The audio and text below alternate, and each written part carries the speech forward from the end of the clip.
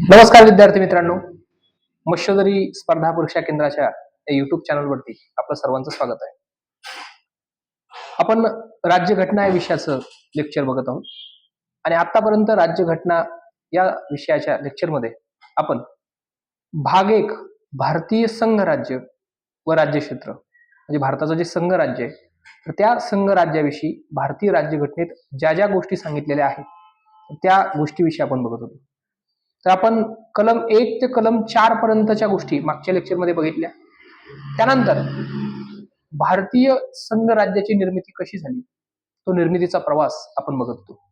तर त्या निर्मितीच्या प्रवासामध्ये आपण भारतीय संघराज्य या संघराज्य क्षेत्रामध्ये जे जे राजे महाराजे येत होते तर त्या राजा महाराजांचं भारतीय संघराज्यामध्ये विलिनीकरण कशा स्वरूपात झालं.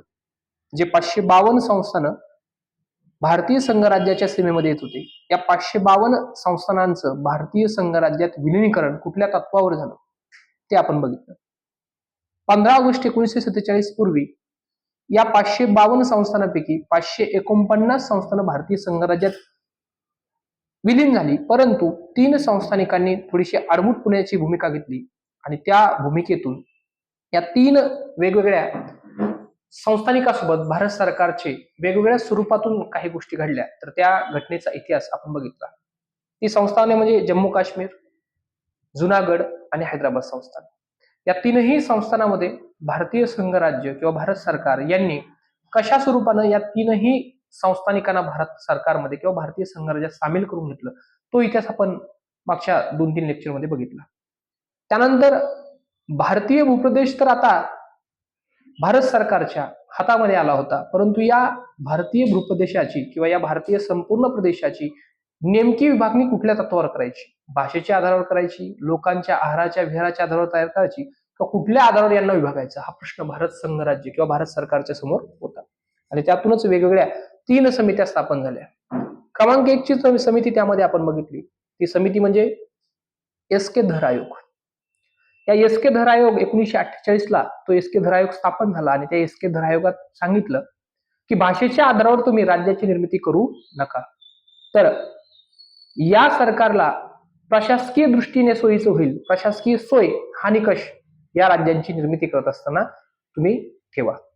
परंतु लोकांची जी मागणी होती, भारतामधील जे वेगवेगळ्या भाषेच्या लोक होते त्यांची जी मागणी होती ती भाषेच्या आधारावर आमच्या राज्यांची वेगळी मागणी करा, आमचं राज्य वेगळं बनवा, ही मागणी लोकांची होती. परंतु ही मागणी काय सरकार पूर्ण करू शकत नव्हतं कारण एस के धर आयोग म्हटला की भाषेच्या आधारावर राज्याची निर्मिती नको. परंतु त्याच एस के धर आयोगाने जे काही तेलुगू भाषिकांचा संघर्ष सुरू होता की आमचं तेलुगू भाषिकांचं आंध्र प्रदेश नावाचं वेगळं राज्य तुम्ही स्थापन करा, हा तेलुगू भाषिकांचा संघर्ष लक्षात घेऊन आंध्र प्रदेशची भाषेच्या आधारावर निर्मिती करायला संमती देऊन टाकली. नंतरच्या काळात पुढचा एक आयोग भारतामध्ये स्थापन झाला, त्याला म्हणतात जेव्हीपी समिती. आता ही जेव्हीपी समिती डिसेंबर 1948 ला काँग्रेस पक्षाने स्थापन केली होती. या समितीमधील जे 3 सदस्य होते जवाहरलाल नेहरू, वल्लभभाई पटेल, पट्टाभी सीतारामय्या, तीनही ज्येष्ठ काँग्रेसचे सदस्य यांची समिती स्थापन झाली आणि या समितीने सांगितलं गेलं की भारतात कुठलंही राज्य भाषेच्या आधारावर नेमलं जाणार नाही, भाषेच्या आधारावर आपल्याला कुठलंही राज्य निर्माण करायचं नाही. आणि पुढे भाषेच्या आधारावर राज्य निर्माण करायचं नाही असं म्हटल्यानंतर जी काही आंध्र प्रदेशला दिलेली सूट होती ती आंध्र प्रदेशला दिलेली सूट या समितीने रद्द करून टाकली आणि रद्द केल्यानंतर जी काही आंध्र प्रदेशमध्ये एस के धर आयोगानुसार आंध्र प्रदेशच्या निर्मितीला एस के धर आयोगाने संमती दिली होती ती संमती या जेव्हीपी समितीने रद्द केली आणि रद्द केल्यानंतर आंध्र प्रदेशमध्ये खूप तणावाचं वातावरण निर्माण झालं. तणाव एवढा होता की तिथे खूप मोठी जाळपोळ सुरू झाली, सरकारी कार्यालयाची तोडफोड सुरू झाली आणि त्यातूनच एक आमरण उपोषण पोट्टी श्रीरामल्लू यांचं एक आमरण उपोषण सुरू होतं. 56 दिवसाच्या या ताणलेल्या उपोषणातून या उपोषणकर्त्यांचा पोट्टी श्रीरामल्लू यांचा 15 डिसेंबर 1950च्या दरम्यान मृत्यू झाला आणि मृत्यू झाल्यानंतर आंध्र प्रदेशमधील ही जी मागणी आहे भाषेच्या आधारावर आमचं वेगळं राज्य निर्माण करा ही मागणी अजून पेटली आणि यातून सरकारला या सगळ्या जनतेच्या मागणी पुढे झुकावं लागलं आणि 1953 ला वांचू समितीची स्थापना करून भारतातील पहिलं भाषेच्या आधारावर निर्माण झालेलं स्टेट म्हणून राज्य म्हणून आंध्र प्रदेशची निर्मिती झाली. आता आंध्र प्रदेश भाषेच्या आधारावर निर्माण जसं झालं तसं इतर देशामधील इतर काही राज्य होते, त्या राज्यामध्ये भाषेच्या आधारावर आमचं सुद्धा आंध्र प्रदेश सारखंच राज्य निर्माण करा अशी मागणी पुढे येऊ लागली. आणि त्यातूनच पुढे एक परत भाषेच्या आधारावर राज्य निर्माण करायचं की अजून कुठला आधार पाहिजे, यासाठी अजून एक आयोग नेमला गेला. त्याला नाव होतं राज्य पुनर्रचना आयोग. त्याचे जे अध्यक्ष होते ते अध्यक्ष होते फाजल अली. 1953 ला हा आयोग स्थापन झाला. आणि फाजल अली आयोग, त्यामध्ये 2 सदस्य होते, एक हृदयनाथ कुंजूर आणि के.एम. पन्नीकर. या 2 त्रिसदस्यीय या समितीने किंवा या आयोगानं नंतर 1955 ला आपला अहवाल सादर केला आणि त्याच्यात सांगितलं की भाषेच्या आधारावर तुम्ही राज्याची निर्मिती करू शकता, परंतु एक भाषा एक राज्य हे तत्व अमान्य असेल. म्हणजे भाषेच्या आधारावर राज्य निर्माण करायला या आयोगानं संमती देऊन टाकली. आता संमती दिली आणि सांगितलं सुद्धा त्यांनी की तुम्ही देशामध्ये 16 घटक राज्य आणि 3 केंद्रशासित प्रदेश निर्माण करू शकता. 16 घटक राज्य आणि 3 केंद्रशासित प्रदेश तुम्ही निर्माण करू शकता. नंतर सरकारने यांचा अहवाल स्वीकारला आणि सरकारने थोडेफार बदल केले आणि एक राज्य किंवा घटना निर्मिती कायदा, राज्य पुनर्रचना कायदा 1956 भारतामध्ये पारित झाला आणि त्या कायद्यानुसार भारतामध्ये 14 घटक राज्य व 6 केंद्रशासित प्रदेश निर्माण झाले.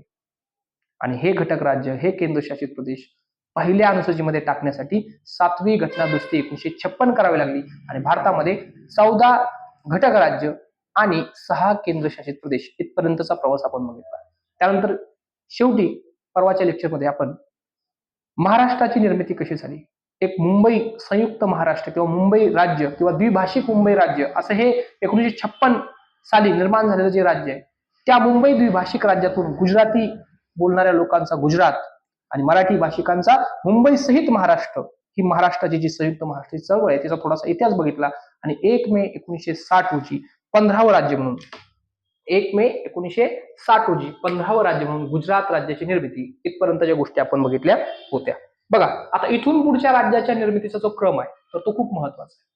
तर ते सगळे राज्य, काही केंद्रशासित प्रदेश कुठल्या गोष्टीतून निर्माण झाली, त्यांची मागणी का पुढे आली, तर या बाबतीचा थोडासा इतिहास आणि हे घटक राज्य कुठल्या साली निर्माण झाले हे खूप महत्वाचं आहे. त्याचं साल, त्यानंतर काही घटनादुरुस्ती असतील तर त्या घटनादुरुस्ती आणि काही व्यक्तींची माहिती, राज्याच्या निर्मितीसाठी ज्यांनी महत्वाची भूमिका पार पाडली अशा व्यक्तींचं नाव, या बाबतीत परीक्षेला बरेचसे प्रश्न असतात. त्यामुळे आता पुढचा जो काही सगळं वेगवेगळे राज्य निर्माण करायचे आपल्याला, आतापर्यंत भारतात 28 घटक राज्य आहे की नाही, 28 घटक राज्य आणि 8 केंद्रशासित प्रदेश, इथपर्यंतच्या गोष्टी आपल्याला आजच्या लेक्चर मध्ये पूर्ण करायच्या. आतापर्यंत आपण 15 राज्य निर्माण केलेत बघा, 15 राज्य आणि 6 केंद्रशासित प्रदेश, इथपर्यंतच्या गोष्टी आपण निर्माण केल्या. आता इथून पुढे आपल्याला हा प्रवास 28 घटक राज्यापर्यंत घेऊन जायचा. बघा, नेक्स्ट जे काही प्रदेश होता त्याचं नाव होतं दादर नगर हवेली. बघा, हा दादर नगर हवेली. आता या दादर नगर हवेलीवर पोर्तुगीज लोकांची सत्ता होती. कुठल्या लोकांची सत्ता होती? पोर्तुगीज. आता हे सगळ्या गोष्टी महत्वाच्या आहे की दादर नगर हवेलीवर कोणाची सत्ता होती, तर पोर्तुगीज लोकांची सत्ता होती. आता मूळ जर बघितलं, थोडासा दादर नगर हवेलीचा इतिहास जर बघितला तर दादर नगर हवेली हे समुद्र किनारी आहे. इथं कोळी साम्राज्य होतं, परंतु मध्ययुगीन काळात कोळी साम्राज्याकडून मराठा साम्राज्याशी हे दादर नगर हवेली जुळलं गेलं. आणि पेशवाईच्या काळात, म्हणजे उत्तर पेशवाईचा जो काळ होता, त्या उत्तर पेशवाईच्या काळात एक घटना अशी घडली की मराठा सरदार जानोजी धुपळ याने काय केलं, या जानोजी धुपळनं पोर्तुगीजाचं सताना नावाचं जहाज, म्हणजे हा आरमारामधील सैनिक होता आणि याने पोर्तुगीजांचं एक सताना नावाचं जहाज, सताना नीट लक्षात घ्या नाव, हे सताना नावाचं जहाज या जानोजी धुपळने पकडलं आणि ते समुद्रामध्ये बुडवलं. म्हणजे युद्ध झालं असेल आणि त्यामध्ये पोर्तुगीजांचं हे सताना नावाचं जहाज या जानोजी धुपळ या मराठा सरदाराने जाळून टाकलं. आता या काळात मराठा साम्राज्य किंवा पेशवाई होती आणि या पेशवाचे आणि इंग्रजांचे थोडेसे वाईट संबंध होते. पेशवा आणि इंग्रजांचा संघर्षाचा तो काळ होता आणि या संघर्षाच्या काळात पेशवाईला असं वाटलं की आपला आत्ता संघर्ष इंग्रजांसोबत आहे आणि दुसऱ्या एका परकीय सत्तेसोबत आपला संघर्ष नको, म्हणून पेशवाने असं ठरवलं की या पोर्तुगीजांना दादर नगर हवेली आणि तिचा आजूबाजूचा जो काही प्रदेश आहे तर या प्रदेशावर त्यांना 5 वर्षासाठी आपण कर वसुलीसाठी हा प्रदेश देऊन टाकू. आणि हा पोर्तुगीजांनी या म्हणजे पेशवाईंनी पोर्तुगीजांना दादर नगर हवेली आणि त्याच्यासोबतची 60-70 गावे यांचा कर तुम्ही गोळा करा 5 वर्षासाठी. तुमचं जहाज बुडालं तर तुम्हाला आम्ही कर स्वरूपात ही गावं आणि ही दादर नगर हवेलीचा ताबा मराठ्यांकडून किंवा पेशवाईकडून पोर्तुगीजांकडे आला. आता बघा 1818ला पेशवाई बुडाली. 1818ला पेशवाई बुडाली आणि पोर्तुगीजांकडे गेलेला दादर नगर हवेलीचा जो ताबा आहे तसाच कंटिन्यू राहिला. आणि दादर नगर हवेलीचा म्हणजे 1947 पर्यंत भारत स्वतंत्र होईपर्यंत दादर नगर हवेलीवर पोर्तुगीजांचीच सत्ता होती. लक्षात येते तुम्हाला. त्यानंतर बघा पोर्तुगीज म्हणजे आता इंग्रज तर निघून गेले पण पोर्तुगीज काय भारतातून निघून जायला तयार नव्हते. कारण पोर्तुगीजांचा एक तानाशाह होता म्हणजे पोर्तुगाल राजाचा सम्राट तानाशाह सालाजार नावाचा एक सम्राट होता. या सम्राटाला भारताने मागणी करून टाकली होती की तुम्ही काय करा, तुमचे आमच्या देशाच्या सभोवताली जे तुमचे प्रदेश आहेत, जे तुमच्या वसाहती आहे, तर त्या वसाहतीला स्वतंत्र द्या, आमच्या भारताच्या ताब्यात द्या. परंतु हा सालाजार सम्राट होता, त्यातली त्यात पुन्हा हा नाटोचा सदस्य होता. त्यामुळे यांनी काय भारताच्या मागणीला काही मान्यता दिली नाही. उलट हा या दादर नगर हवेलीचा प्रश्न, नंतर दमन दीवचा प्रश्न, हा हे दोन प्रश्न घेऊन परत युएनए मध्ये गेला, युनोमध्ये गेला. लक्षात येते. त्यामुळे पोर्तुगीजांचा सम्राट सालारजार हा भारताला काय भारताची मागणी पूर्ण करत नव्हता. तर त्यावेळेस असं ठरलं की या दादर नगर हवेलीमधील, मी ही सगळी घटना तुम्हाला भारत स्वतंत्र झाल्यानंतर सांगतो, या दादर नगर हवेलीमधील जे काही काँग्रेस पक्षाचे किंवा जे काही दादर नगर हवेली भारतीय लोक आहेत, या भारतीय लोकांनी या पोर्तुगीजांच्या विरोधात काय करायचे, आंदोलन उभा करायचं. आमचा दादर नगर हवेलीचा प्रदेश स्वतंत्र करा म्हणून आंदोलन उभा करायचं. आणि त्यावेळेस या दादर नगर हवेलीमधील स्थानिक लोकांनी या पोर्तुगीज सत्तेच्या विरोधात आंदोलन उभा केली, चळवळ उभा केली. आणि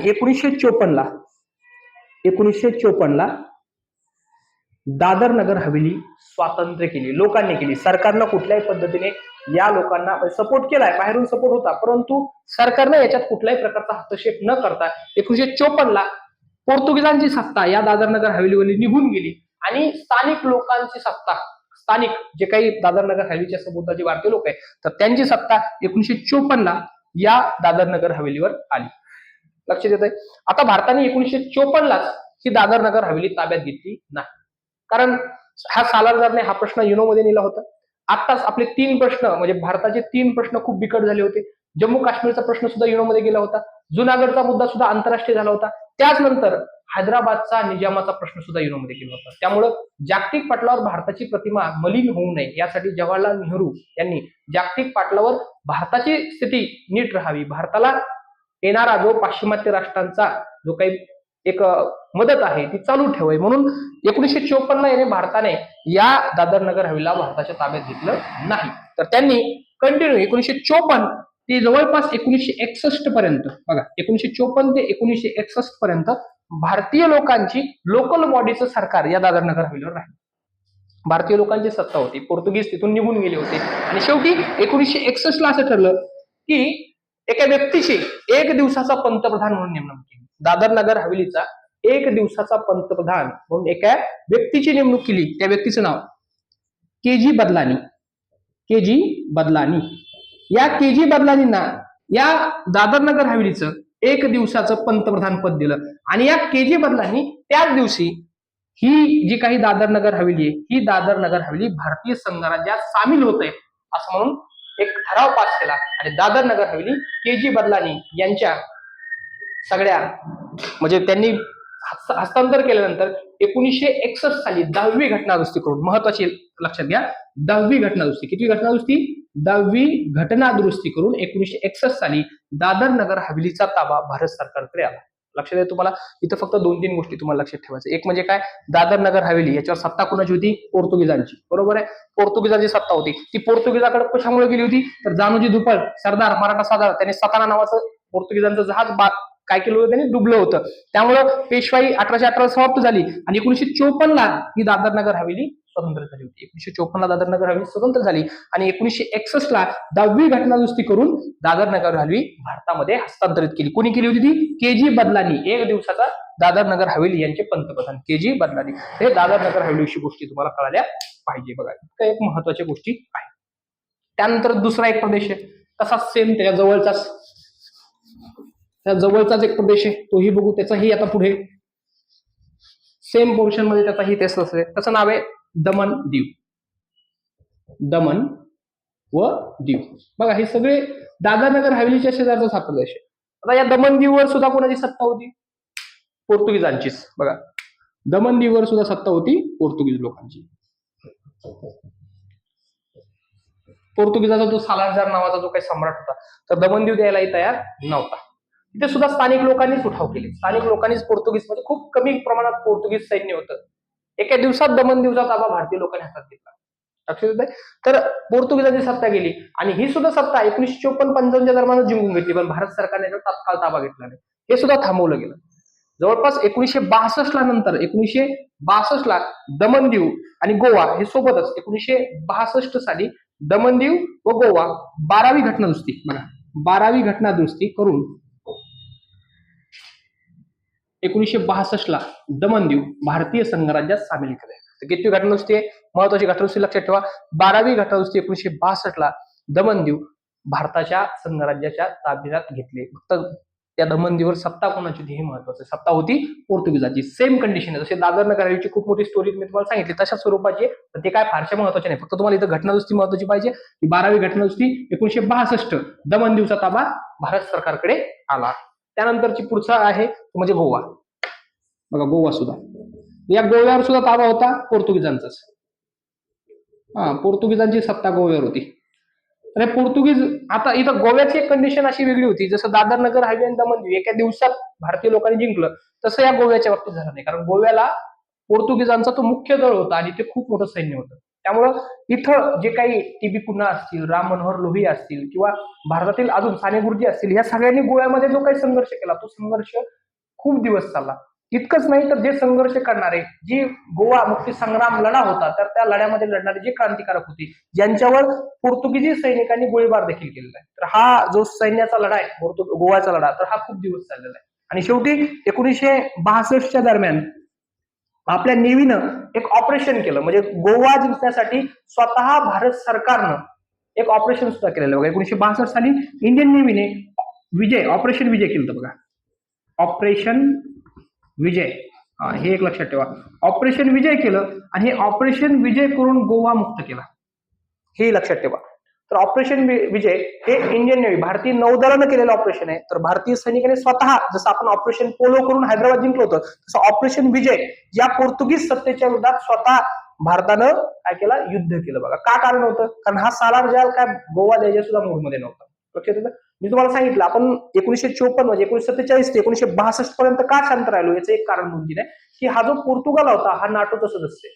नाटो म्हणजे कोण? ते अमेरिकेने गुट केलेला तो, आणि ज्याच्या एखाद्या राज्यावर जर एखाद्या आपल्या नाटोचा सदस्य असलेल्या देशावर जर कोणी हमला केला, युद्ध केलं, तर अमेरिका स्वतः त्याच्या विरोधात युद्ध करायची. लक्षात. आणि 1962 ला अशी कंडिशन होती की अमेरिकेचे जे काही राष्ट्राध्यक्ष होते, जॉन एफ केनेडी, हे थोडेसे सॉफ्ट राष्ट्राध्यक्ष होते आणि भारतानं संधी साधली आणि 1962च्या दरम्यान आपण ऑपरेशन विजय केलं आणि गोव्याचा मुक्ती संग्राम, गोवा आपण मुक्त करून घेतला. आणि हे दोन्ही 12वी घटनादुरुस्तीने 1962लाच गोवा सुद्धा मुक्त झालेला आपल्याला दिसून येईल. तर लक्षात घ्या, गोवा आपण मुक्त केलं आणि गोवा मुक्त केल्यावर त्याला सुद्धा केंद्रशासित प्रदेशाचा दर्जा केला. गोवा आता जरी घटक राज्य असलं पण घेतलं होतं तेव्हा ते केंद्रशासित प्रदेश होतं. लक्षात. जवळपास 1987 पर्यंत गोवा केंद्रशासित प्रदेश होता. 1987 ला आपण गोव्याला घटक राज्याचा दर्जा दिला. तर हेही तुम्हाला लक्षात ठेवायचं. गोवा, ऑपरेशन विजय, पोर्तुगीजाची सत्ता आणि कुठल्या घटनादुरुस्तीने? दोन्ही सुद्धा, दमन आणि दीव आणि गोवा हे दोन्ही सुद्धा आपण 12वी घटनादुरुस्ती 1962 ला भारतीय संघराज्यात सामील करून घेतले. इतक्या महत्वाच्या गोष्टी आपल्याला कळाल्या पाहिजे. त्यानंतर बघा पॉंडिचेरी. आता शेवटी पॉंडिचेरीचं बघू. पॉंडिचेरीचं तीच कंडिशन आहे, फक्त सत्ता वेगळी आहे.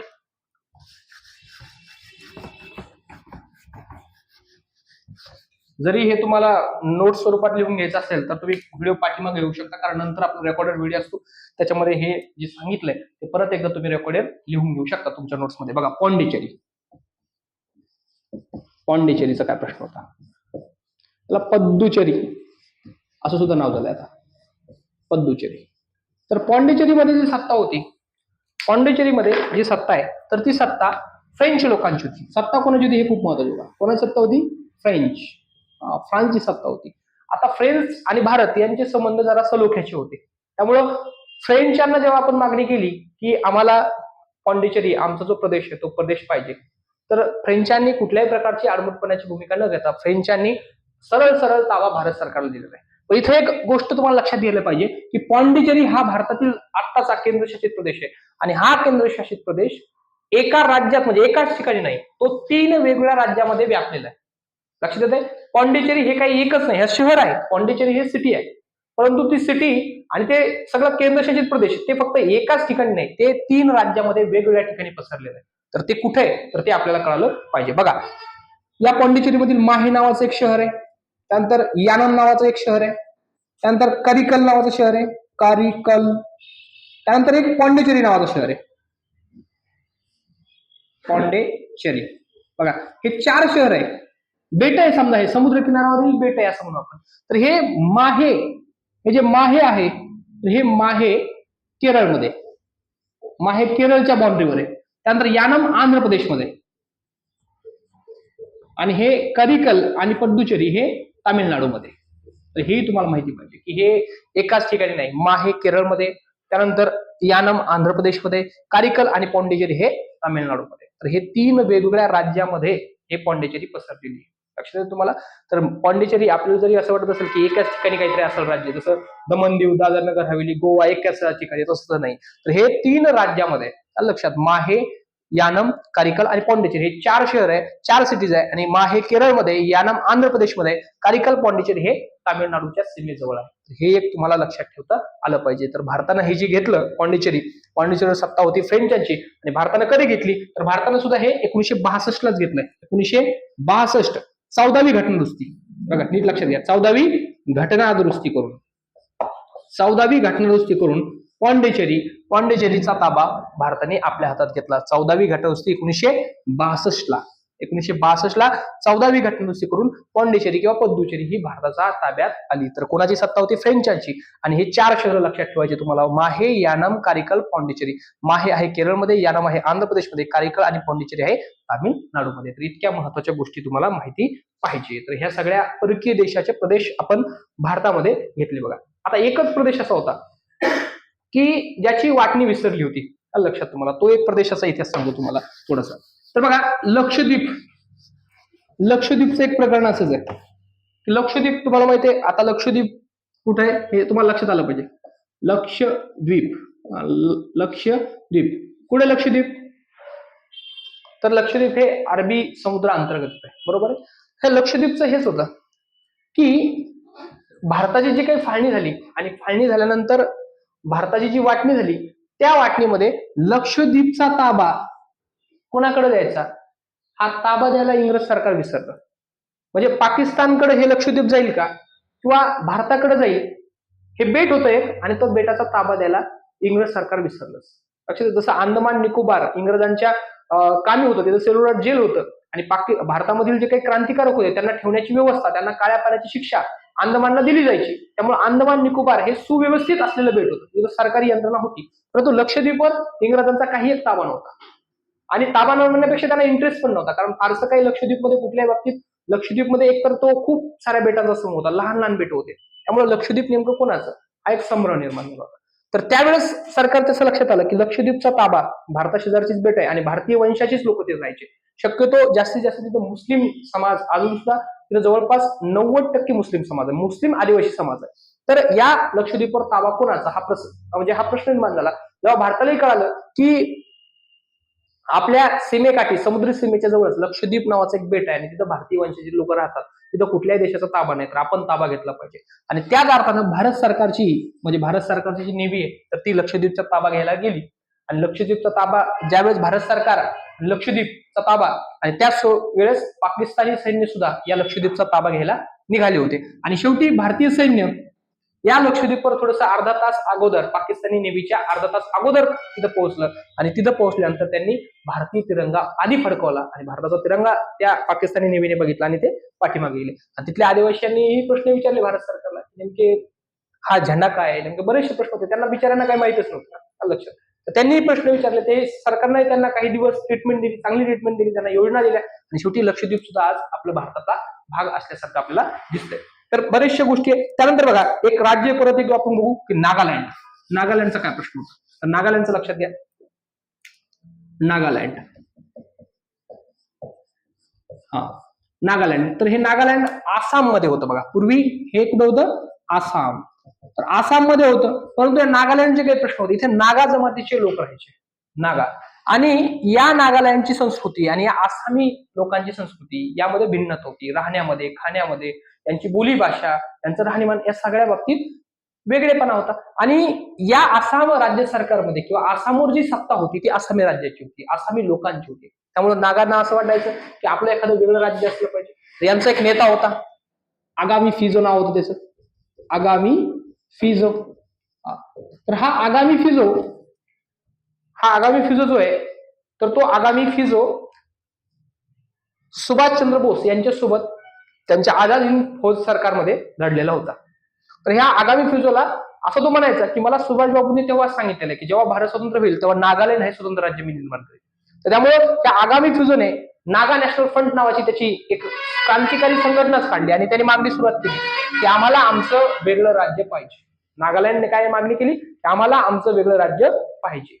तर मग सरकारसोबत थोडासा संघर्ष झाला लक्षात. तो म्हणजे अगोदर त्याची जी मागणी होती ती अशी मागणी होती की आम्हाला आमचा वेगळा देशच पाहिजे. पण शेवटी सरकारनं मग या आसाम मधून हे नागालँड जे काही नागा हिल्स आहे तर त्या नागा हिल्स वेगळ्या काढल्या आणि स्वतंत्र राज्य भारतातील 1963 साली, किती साली? 1963 साली 16वे राज्य म्हणून, किती राज्य आहे? 16वे राज्य. तर 16वे राज्य म्हणून नागालँड निर्माण झाले. तर ही एक महत्वाची गोष्ट तुम्हाला कळाली पाहिजे. तर नागालँड हे कितवं राज्य आहे? 16वं राज्य. लक्षात. नागा त्याचं नाव काय त्याचं? आगामी फिजो. हे आगामी फिजो एक नाव लक्षात ठेवा, आगामी फिजो. लक्षात. 1963 ला 16वे राज्य म्हणून नागालँड कुठल्या राज्यातून निर्माण झाले? ते आसाम राज्यातून नागालँड. का मागणी होती ती? मागणीचं कारण हे होतं की आसामी लोकांचं जी वर्चस्ववाद होता राजसत्तेमध्ये, शिक्षण संस्थांमध्ये, नोकऱ्यामध्ये, तर या नागांना असं वाटायचं, नागा हे आदिवासी मूळचं, त्यांना असं वाटायचं की आपलं एक वेगळं राज्य, आपली संस्कृती वेगळी, आपली भाषा वेगळी, आपलं राहणीमान वेगळं आहे, म्हणून आपलं वेगळं राज्य पाहिजे, हे आसामी लोकांपेक्षा वेगळं राज्य पाहिजे. तर त्यावेळेस नागा हिल्स ज्या टेकड्या आहेत तर त्या टेकड्यामधील हे आगामी फिजो यांच्या नेतृत्वाखाली नागा नॅशनल फ्रंट या पक्षाच्या नेतृत्वामुळे नागालँड हे भारतातील 16वं राज्य. बघा, 15वं राज्य कुठलं आहे? 15वं गुजरात आहे आणि 16वं कुठलं आहे? तर 16वं नागालँड आहे. आणि नागालँड 1963 ला निर्माण झालं. तर ही एक महत्वाची गोष्ट तुम्हाला कळली पाहिजे. त्यानंतर बघा 1966 साली असाच एक प्रश्न निर्माण झाला. 1966 ला जे काही पंजाब प्रांत होता, या पंजाब प्रांतामध्ये मूळतः पंजाबी भाषा ही राज्याची, त्या पंजाबी प्रांताची भाषा होती. आणि याच पंजाबमध्ये एक दिल्लीच्या शेजारील, म्हणजे दिल्ली जे आहे त्या दिल्लीच्या शेजारचा जो प्रदेश आहे तर तो हिंदी भाषिकांचा प्रदेश होता. हरियाणी ही त्यांची मूळची भाषा आणि एक दुसरी भाषा ती हिंदी. तर राजभाषा कुठली त्या पंजाब प्रांताची? तर ती होती पंजाबी. म्हणजे जो पंजाब प्रांत होता या पंजाब प्रांताची मूळ भाषा किंवा राजभाषा किंवा त्या प्रदेश सरकारची भाषा तर ती पंजाबी. परंतु ही पंजाबी काय त्या पंजाब प्रांतामधील सगळ्याच लोकांना येत नव्हती आणि सगळ्या लोकांची ती मातृभाषा नव्हती. तर याच पंजाब प्रांतामधील एक हरियाणा, म्हणजे दिल्लीच्या शेजारचा दक्षिणेकडील हरियाणा प्रदेश होता.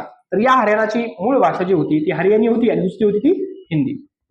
यांची अशी मागणी होती की पंजाब मधील जे सरकार आहे तिथं सुद्धा सत्ता बघा, तिथं सुद्धा पंजाब मधील जी सत्ता आहे तर ती पंजाबी लोकांच्या ताब्यात आहे.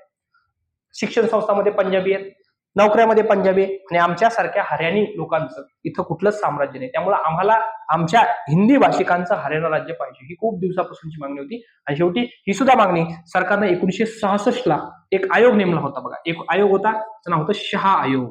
नाव होतं त्या आयोगाचं शहा आयोग. 1966 ला शहा आयोग नेमला आणि या शहा आयोगाची स्थापना करून पंजाब प्रांतामधून पंजाबी भाषिकांसाठी पंजाब, बघा नीट लक्षात घ्या, पंजाबी भाषिकांसाठी पंजाब आणि हिंदी भाषिकांसाठी हरियाणा. हे कितवं राज्य? हे 16वे म्हणल्यावर हे हरियाणा हे 17वे राज्य. लक्षात. तर हरियाणा भाषिकांसाठी किंवा हिंदी भाषिकांसाठी हरियाणा हे राज्य निर्माण झालं. पण यांची सुद्धा भांडणं, जसं मुंबईसाठी भांडणं लागली होते गुजरात आणि आपल्या मुंबई महाराष्ट्राचे मराठी भाषिकांचे, तसे यांचे सुद्धा एका सिटीसाठी भांडणं लागली. तर ती सिटी दोघांची पण मूळ रचनेवर होती. तर त्या सिटीचं नाव होतं चंदीगड.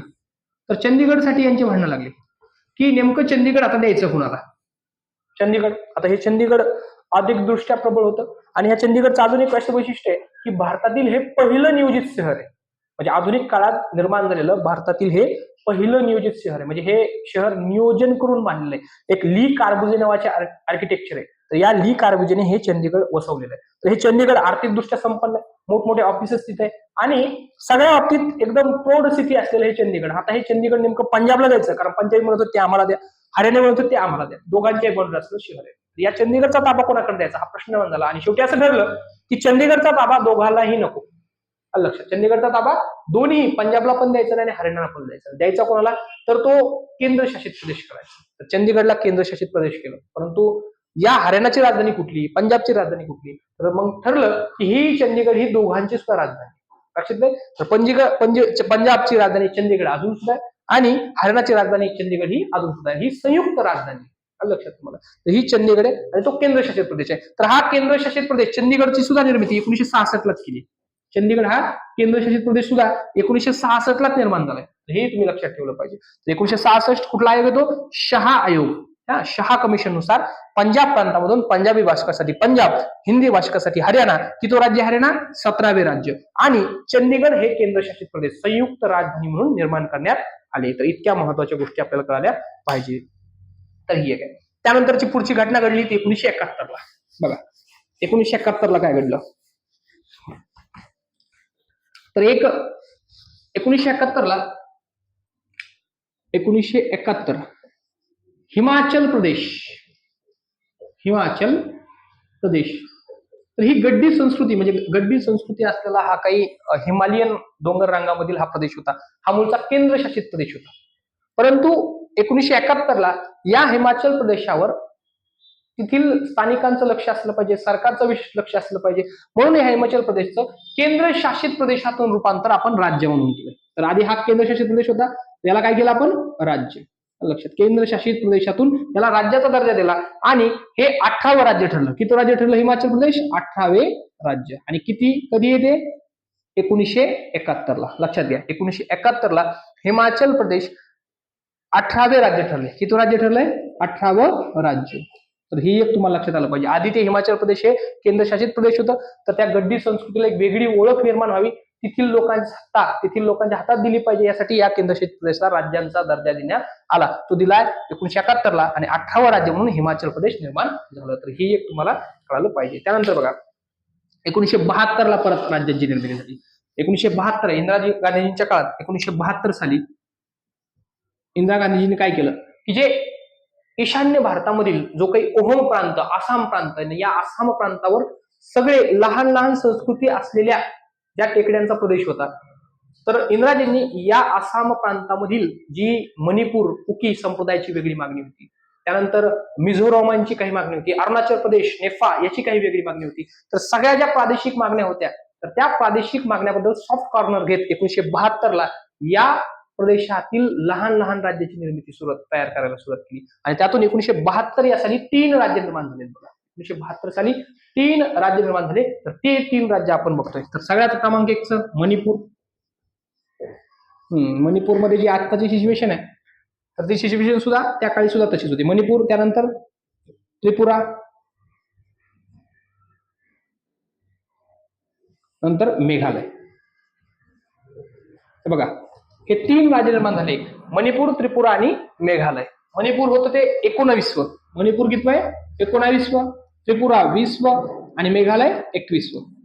हे 3 राज्य मणिपूर, त्रिपुरा आणि मेघालय कधी निर्माण झाले, ते 1972. लक्षात घ्या. तर हे सगळे आसाम प्रांतामधूनच निर्माण झाले.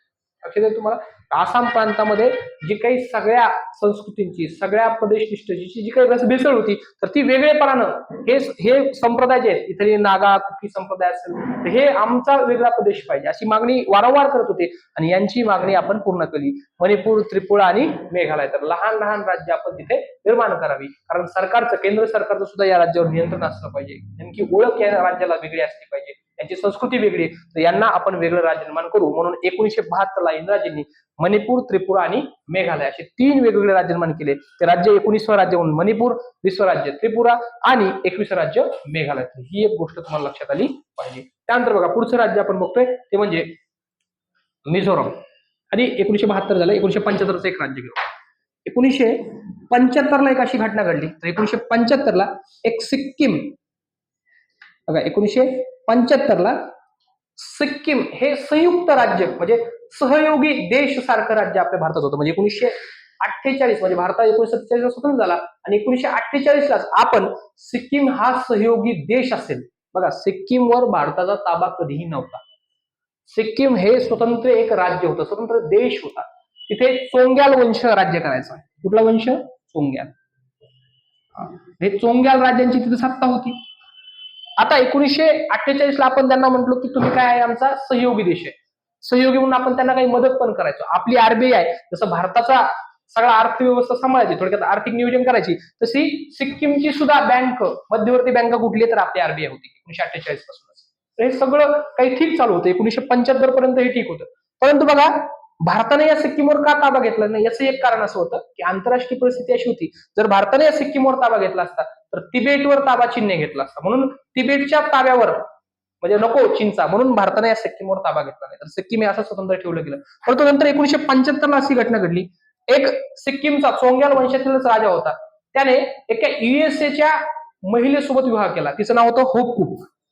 या होप कुक सोबत म्हणजे त्याचं लग्न झालं आणि या होप कुकने काय केलं की होप कुक युएसए नागरिक असल्यामुळे हिला सगळ्या आंतरराष्ट्रीय मीडियाचा एक म्हणजे कॅनव्हास होता आणि या होप कुकने आंतरराष्ट्रीय मीडियामध्ये अशी मागणी सुरू केली की सिक्कीम हे स्वतंत्र देश आहे, सिक्कीमचा आणि भारत देशाचा काही एक संबंध नाही. मग ह्या होप कुकला आंतरराष्ट्रीय मीडियामध्ये जे कव्हरेज भेटत होतं आणि त्यातून ही होप कुक म्हणत होती की भारत आणि सिक्कीमचा काही एक संबंध नाही, सिक्कीम हे सार्वभौम देश आहे. तर शेवटी भारताला वाटलं की आपण यांना सांभाळतोय आणि इंदिरा गांधी जे होते त्यांना असं वाटलं की या सिक्कीमचा सुद्धा आता आपल्या भारतामध्ये समावेश केला पाहिजे. आणि शेवटी इंदिरा गांधीजींनी थोडंसं अंतर्गत काही गोष्टी घडल्या. आपल्या रॉने सुद्धा याच्या पाठीमागे खूप मोठी भूमिका घेतली. रॉचे जे तत्कालीन काळातील खूप मोठे एक अधिकारी होते, तर त्या अधिकाऱ्यांनी सुद्धा या सिक्कीम मधील लोकांना सांगितलं की तुमचा राजा, आपला देश, तुम्हाला देश पाहिजे का राजा, अशा स्वरूपात तेथील स्थानिक लोकांनी या चोंग्याल राजाच्या विरोधात उठाव केले आणि त्यातून भारताने या राज्यावर, या सिक्कीमवर आपला ताबा स्थापन केलं होतं. ते सगळं काही स्थापन केलं होतं सिक्कीम राज्यावर. तर सिक्कीम एक राज्य तुम्हाला लक्षात आलं पाहिजे. कधी स्थापन केलं? 1975 ला. यासाठी घटना दुरुस्ती सुद्धा केली होती बघा, एक 36वी घटना दुरुस्ती. 36वी घटना दुरुस्ती. तर हे तुम्हाला लक्षात ठेवायचं. 36वी घटना दुरुस्ती करून 1975 ला सिक्कीमवर भारतानं ताबा केला. ताबा म्हणतो मी, राज्य निर्माण नाही केलं, कारण हे भारताचा भाग नव्हतं. तर 36वी घटना दुरुस्ती करून भारतानं 1975 साली सिक्कीमवर ताबा केला. सिक्कीमवर सत्ता होती ती चोंग्याल वंशाची सत्ता होती. तर ह्या एक महत्वाच्या गोष्टी तुम्हाला कळाल्या पाहिजे. त्यानंतर बघा, पुढचं राज्य बघू आपण. 1975 झालाय, आता पुढची गोष्ट येऊ. तर 1986 साली पुन्हा घटना घडल्या. 1986 साली, 1986 ला मिझोरम बघा, तर हे मिझोरम हे लुशाई टेकड्याचा भाग होता. आसाम मधीलच भाग होता. तर लुशाई या मिझोरम मधील ज्या उत्तरेकडे लुशाई टेकड्या, ह्या लुशाई टेकड्याचा भाग होता. पण 1986 ला अशी घटना घडली. म्हणजे बघा, हे कारण काय, राज्य निर्मितीचं खूप गमतीदार कारण आहे. तर ह्या लुशाई टेकड्यामध्ये असे काही बांबूचे झाड आहेत, तर त्या बांबूच्या झाडाला फुलं येतात. तर 1985-84 ला ते झाडाला म्हणजे दर 10 वर्षानं म्हणजे दर 10 वर्षांनी त्या बांबूच्या झाडाला फुलं येतात. आणि ज्या वर्षी त्या बांबूच्या झाडाला फुलं येतात त्या वर्षी असा समज आहे की तिथे दुष्काळ पडतो. ते श्रद्धा, अंधश्रद्धाचा भाग आहे. तर त्या बांबूच्या झाडाला जर फुलं आले तर तिथं काय होत आहे, तर तिथं दुष्काळ पडतो. दुष्काळ पडण्याचं कारण सुद्धा आहे बघा. हे बांबूचे झाड आहे, या बांबूच्या झाडाला फुलं आली तर ती फुलं उंदीर खातात. उंदीर हे फुलं खातात आणि उंदराने हे जे फुलं खाल्ले तर उंदराची जी प्रजोत्पादन शक्ती आहे, तर ती शक्ती उंदराची वाढून जाते आणि त्यामुळे उंदराची संख्या वाढते. बघा, बांबूच्या झाडाला फुलं येतात, फुलं आले, उंदराची संख्या वाढते. लक्षात येईल तुम्हाला, कारण उंदराची हे फुलं खाल्यामुळे प्रजोत्पादन शक्ती वाढते. आणि जसं उंदरे वाढतात तसं हे डोंगरावर राहणारा प्रदेश आहे, डोंगराळ भाग आहे, लुशाई टेकडे, फारशी जमीन नाही आणि जे काही साठवलेलं धान्य वर्षभरातून एकाच वेळेस पिकवायचं आणि ते साठवून ठेवायचं वर्षभरापूर्वी. तर अशी जी ग्रामीण अर्थव्यवस्था आहे, या उंदरामुळे जे साठवलेलं धान्य आहे, ते साठवलेलं धान्य उंदीर फस्त करायचे आणि अन्नधान्याचा तुटवडा या राज्यावर पडायचा, या लुशाई टेकड्यावर पडायचा. मग या लुशाई टेकड्याने ह्या मिझो जे लोक आहेत, ह्या मिझोने काय मागणी केली की आम्हाला या काही आर्थिक मदत करा. आमच्याकडे सध्या आता अनाकाल पडलेला म्हणजे दुष्काळाचा एक भाग आहे, दुष्काळ पडलेला आहे, तर आम्हाला आता तुम्ही सरकारनं काय केली पाहिजे, मदत केली पाहिजे. सरकारनं त्यांना ऑफर दिली, आसाम सरकारनं. तर मदत तर नाही केली, पण त्यांनी ऑफर दिली त्यांना की तुम्ही काय करायचं, एक उंदीर मारायचा आणि सरकारकडून 40 पैसे घ्यायचे. म्हणजे आसामला सुद्धा भीती होती की जे उंदीर मिझोमध्ये सापडले, त्या लुशाई टेकड्यात सापडले, तेच उंदीर आसाममध्ये नाही, आसाममध्ये सुद्धा अकाल नको. म्हणून त्यांनी काय सांगितलं, हे पैसे मागत होते यांना, हे त्यांना धान्य मागत होते, आणि आसाम सरकारने काय केलं यांना, एक उंदीर मारा 40 पैसे घ्या, अशी ऑफरच दिली त्यांना. आणि शेवटी यांनी मग या मिझो नॅशनल फ्रंट नावाचा एक क्रांतिकारी संघटनाच काढली. तिचा एक अध्यक्ष होता लाल डेंगा. हा, तर ह्या लाल डेंगाने काय केलं, या लाल डेंगाने एक मिझो नॅशनल फ्रंट नावाचा एक क्रांतिकारी पक्ष काढला आणि सांगितलं की आम्हाला मिझो लुशाई टेकड्याचा एक स्वतंत्र देशच पाहिजे. आता राज्य मागितलं नाही लाल डेंगाने, काय मागितलं की आम्हाला स्वतंत्र देश पाहिजे.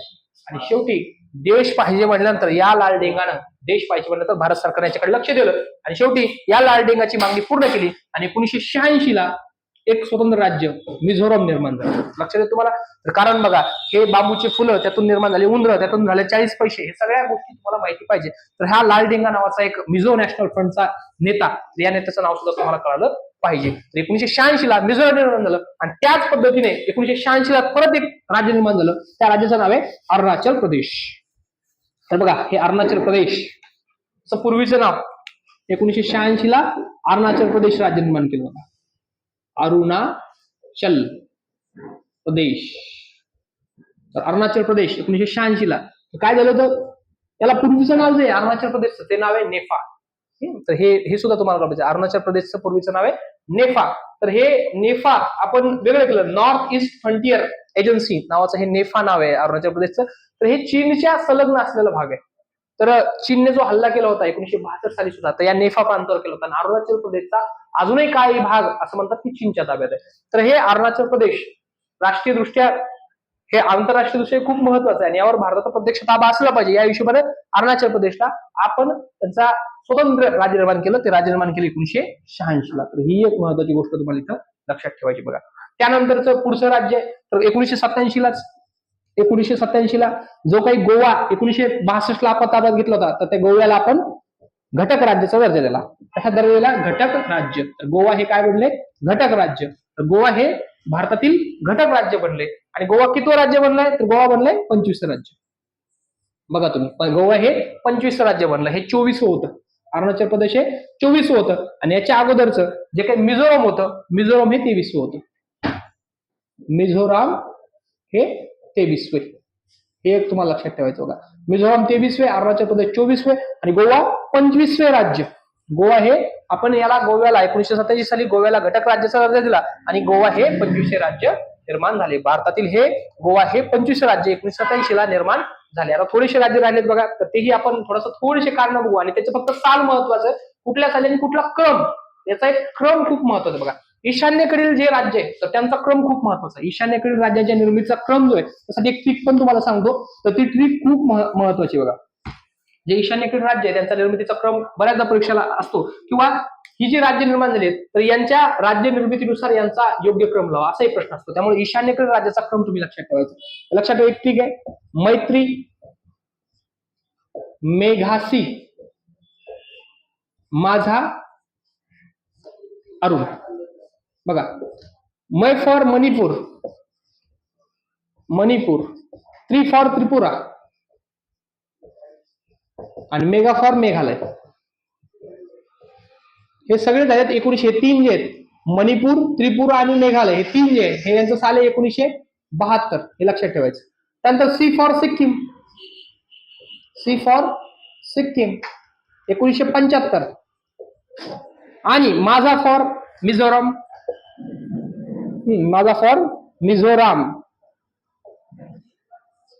मिझोराम आहे 1986. हे दोन्ही पण 1986. अरुण फॉर अरुणाचल प्रदेश.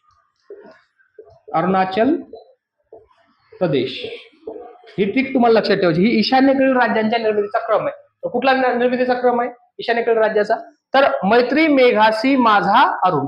लक्षात येत आहे, ईशान्येकडील राज्यांचा निर्मितीचा क्रम बऱ्याच वेळा परीक्षेला येतोय आणि त्यांचा निर्मिती कुठली राज्य कशा पद्धतीने निर्माण झाली, तर हा क्रम तुम्ही लक्षात घेतला पाहिजे. मैत्री, मेघासी, माझा, अरुण. इतका महत्वाचा क्रम, तर हा तुम्ही लक्षात ठेवला पाहिजे. तर मैत्री, मेघासी, माझा, अरुण. त्यानंतर 2-3 राज्य जरा पटकन घेऊ आपण.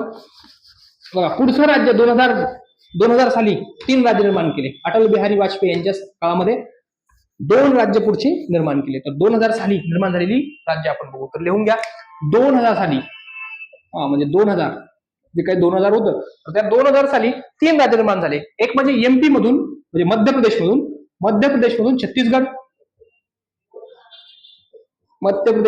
छत्तीसगड, आता बघा का निर्माण केलं त्याचं कारण 2 मिनिटात सांगतोय. की मध्य प्रदेश हे खूप मोठं राज्य होतं आणि छत्तीसगड हे आदिवासी दृष्ट्या, आणि दुसरं म्हणजे यांचा विकास झालेला नव्हता. छत्तीसगड रायपूर जे पोर्शन होतं त्यांचा इथे म्हणजे विकास झालेला नव्हता. पण यांचा विकास करण्यासाठी ह्या अविकसित भागाचं एक वेगळं राज्य निर्माण केलं. त्यामुळे छत्तीसगड एक निर्माण झालं.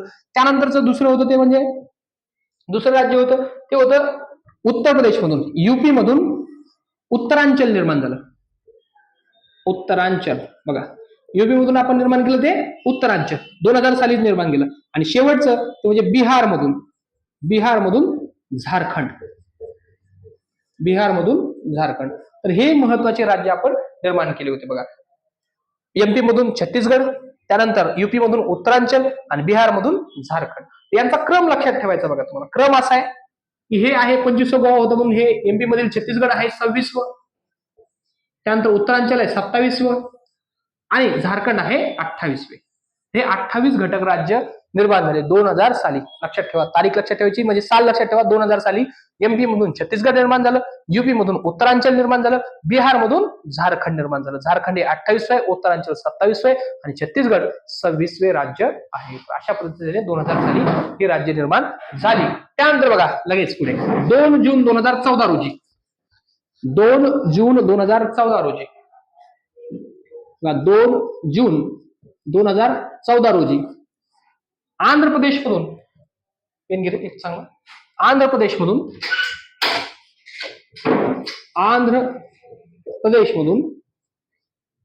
तेलंगणा राज्य निर्माण केलं. तर काय राज्य निर्माण केलं तेलंगणा, कळतंय का ते? बघा आंध्र प्रदेशमधून तेलंगणा राज्य का निर्माण केलंय, तर हे आंध्र प्रदेशची निर्मिती तेलुगू भाषिकांनी भाषेच्या आधारावर केली होती. आपण बघितलं 1953 ला आंध्र प्रदेश निर्माण झालं. त्यातून तेलंगणा कसं बाहेर काढलं